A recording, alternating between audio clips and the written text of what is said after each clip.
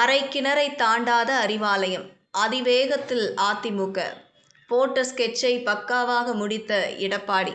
அதிமுக பொதுச் செயலாளர் எடப்பாடி பழனிசாமி இப்போதைக்கு தேர்தல் ரேஸில் முன்னணியில் இருக்கிறார். 2 ஆண்டுகளுக்கு முன்பே தேர்தல் வேலைகளை ஆரம்பித்த திமுக இன்னும் கூட்டணி பேச்சுவார்த்தைகளை முழுமையாக முடிக்கவில்லை. இன்னும் தொகுதி பங்கீடு, எந்தெந்த தொகுதிகளில் போட்டி, வேட்பாளர் தேர்வு என பல வேலைகள் இருக்கிறது.